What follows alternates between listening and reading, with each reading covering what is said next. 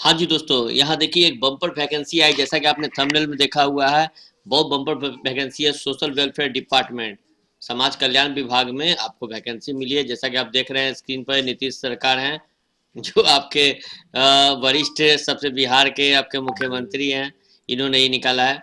ठीक है, चलिए यहाँ पर क्या है, बढ़ता बिहार बढ़ता बिहार, तो स्लोगन देख ही रहे हैं। ये मैं इसलिए दिखा रहा हूँ कि यही जो वेबसाइट है, इस वेबसाइट पर आपको विजिट करना है। इसका ऑफिशियल नोटिफिकेशन के लिए इस वेबसाइट पे आपको विजिट करना है, state.bihar.gov.in social welfare citizen home .html। ठीक है, इसमें आप जैसे ही जाएंगे, यहाँ पर देखिए नीचे आ जाएंगे।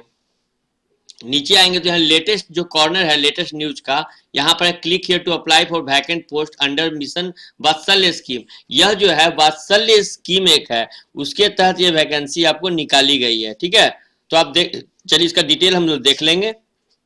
इसके लिए हम लोग इस पर क्लिक करेंगे। जैसे हम क्लिक करेंगे तो हमारा नोटिफिकेशन जो है ऑन हो जाएगा।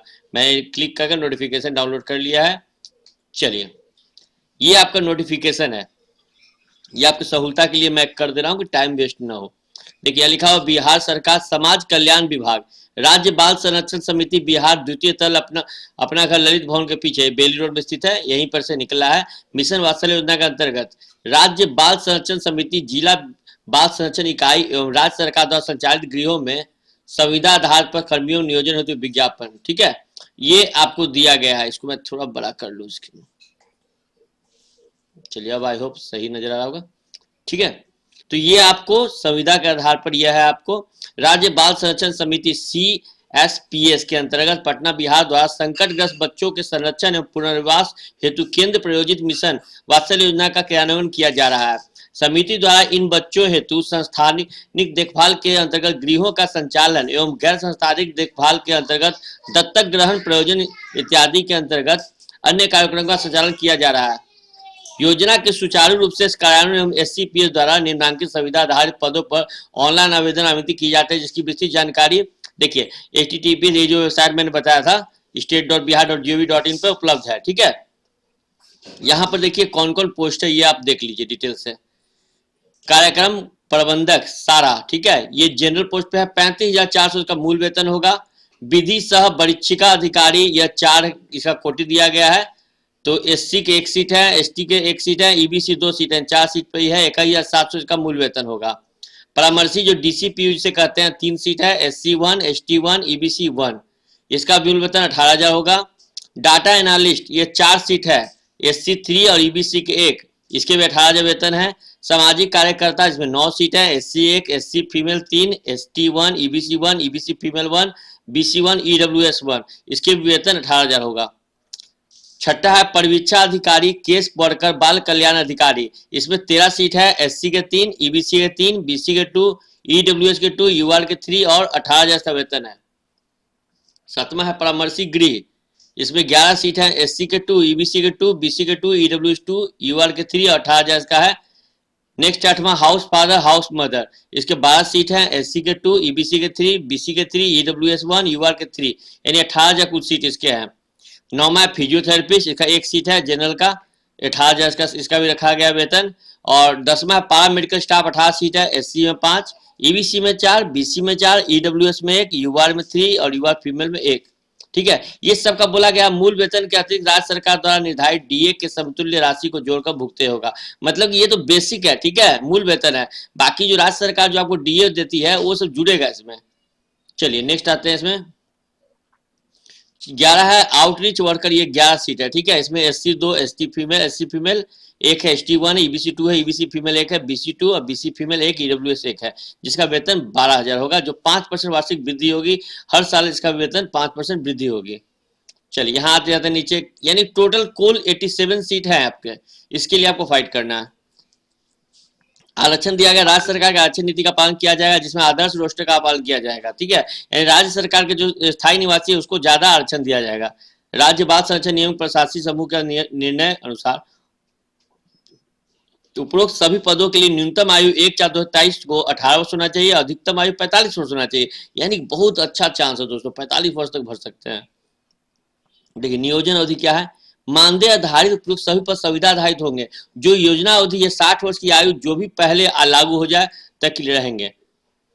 अस्वस्थता या अनुशंसिक आधार पर सेवा असंतोषित होने का योजना अवधि अथवा 60 वर्ष की आयु जो पहले हो के पूर्व भी नियुक्ति प्रदायित सेवा समाप्त की जा सकती है। देखिए एक चीज बता रहा हूँ, ऐसे तो 60 साल की उम्र तक है, लेकिन इसका ठीक नहीं है ये। अगर योजना परमानेंट कोई वैकेंसी आ जाएगी इसकी तो ये हट भी सकता है।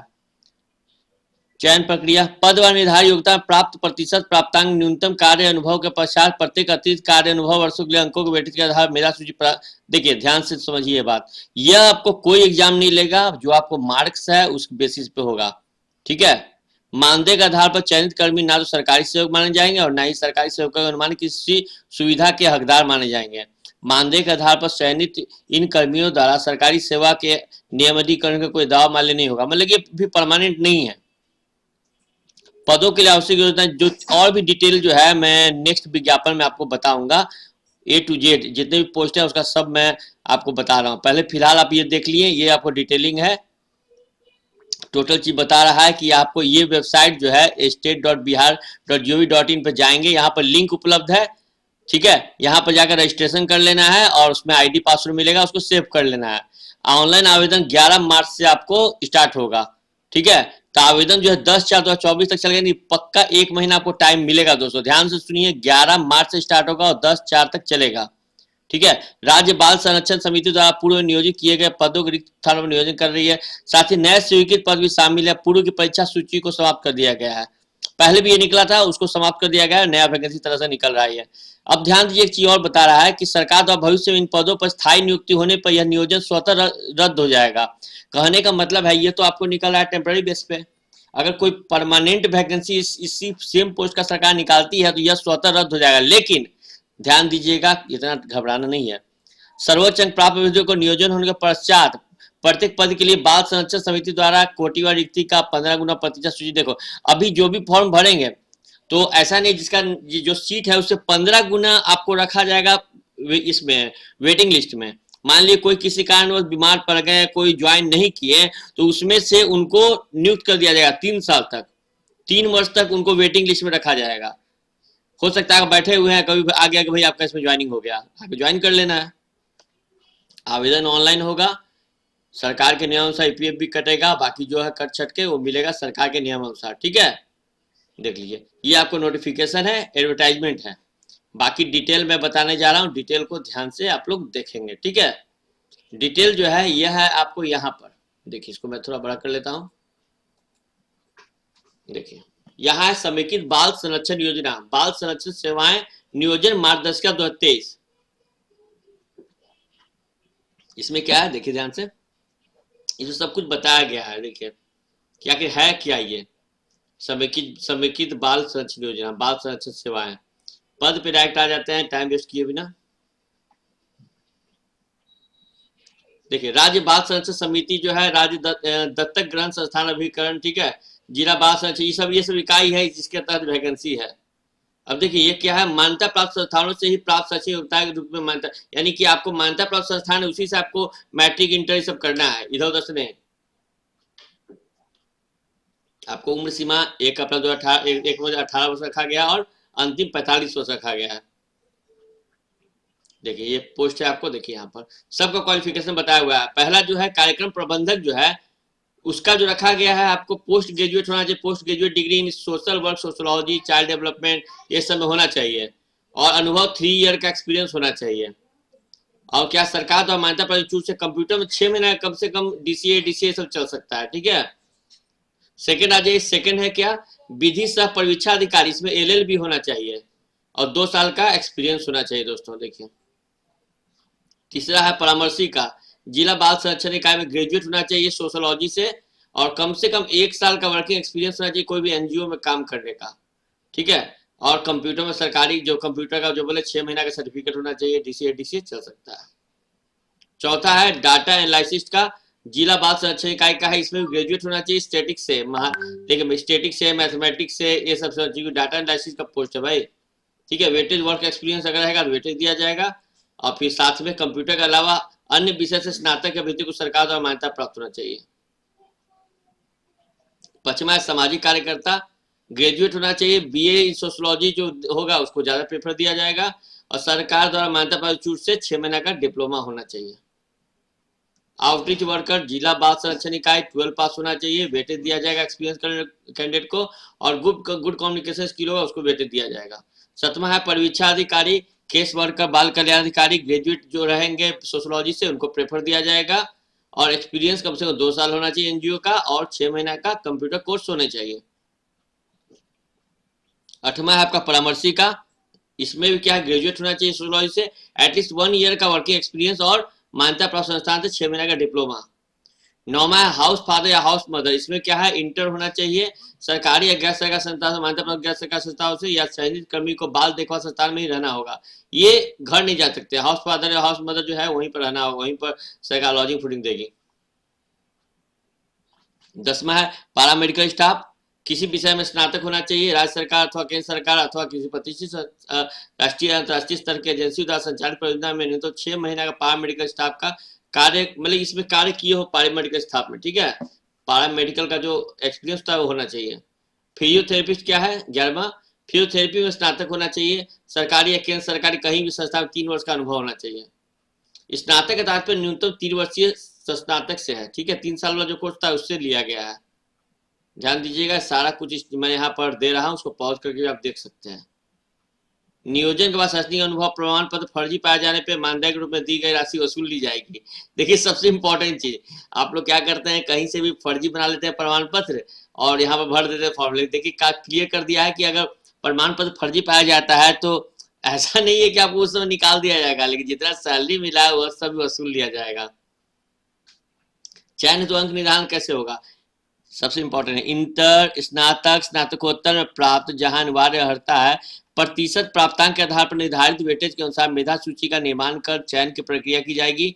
अंकों की गणना के लिए जिस शैक्षणिक अर्हता एवं अनुभव का आधार बनाया जा रहा है उस अर्हता को धारण करने के बाद ही अनुभव अवधि को ही अनुभव के अंकीय गणना हेतु मान्यता दी जाएगी। अनिवार्य शैक्षणिक अर्हता का वेटेज 80 एवं कार्य अनुभव का वेटेज 5 अंक प्रति वर्ष अधिकतम 20 होगा।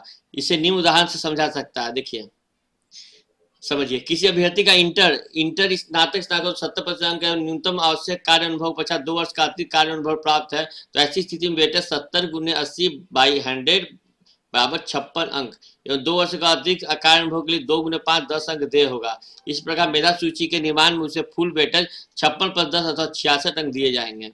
इसी यदि किसी पद हेतु निर्धारित न्यूनतम शैक्षणिक अर्हता स्नातक है तो अभ्यर्थी का स्नातक के पश्चात कार्य अनुभव को ही मान्यता दी जाएगी। चयन प्रक्रिया क्या होगा, आवेदक से ऑनलाइन आवेदन प्राप्त किए जाएंगे। इसके राज्य सरकार संरक्षण समिति द्वारा पोर्टल विकसित कराया जाएगा। 1 से अधिक पदों के लिए पात्रता होने पर अलग अलग आवेदन करना होगा। आवेदन फीस की अवधारणा विभाग स्वतंत्र कर सकता है, ठीक है, अभी कोई फीस नहीं लगेगा दोस्तों, बाद में देखा जाएगा। मेधा सूची में समान अंक रहने पर अधिक उम्र वाले अभ्यर्थी को वरीयता दी जाएगी। अगर आपका सेम नंबर आ गया तो जिसका उम्र ज्यादा एज ज्यादा है उसको वरीयता दी जाएगी। कोई भी अभ्यर्थी विशेष में मांगी गई न्यूनतम शैक्षणिक अर्हता से उच्च शैक्षणिक अर्हता धारण करते हैं तो ऐसे भी आवेदन कर सके, किंतु मेधा अंकों की गणना उसके किसी विषय में धारित न्यूनतम शैक्षणिक अर्हता जो होगा। देखो मेरा कहना है कि ज्यादा हायर क्वालिफिकेशन ले लिया उससे कोई फायदा बेनिफिट मिलने वाला है नहीं, ठीक है। चलिए फाइनली नोटिफिकेशन यही है, ये आपको परमानेंट जॉब देखी नहीं है, 60 साल का है लेकिन परमानेंट नहीं है। अगर कोई वैकेंसी परमानेंट वाली आती है तो इसको रद्द कर दिया जाएगा। 60 साल बोल रहा है, 60 साल का रहेगा, इसीलिए उतना कौन देखा है वो मत देखिए। आप चुपचाप इस फॉर्म को फिलअप कीजिए और आराम से इसको भरिए, कोई पैसा नहीं लग रहा है, कोई इसमें 1 महीना पूरा टाइम है, आप भरिए, ठीक है। अगर आप चाहते हैं इसी तरह आप वीडियो चाहते हैं कि ऐसे ऐसे फ्री जो भी जॉब आ रहे हैं उसको आप तक पहुंचा सके तो प्लीज चैनल को सब्सक्राइब कर लो, लाइक कर दो, ज्यादा शेयर कर दो। थैंक यू दोस्तों।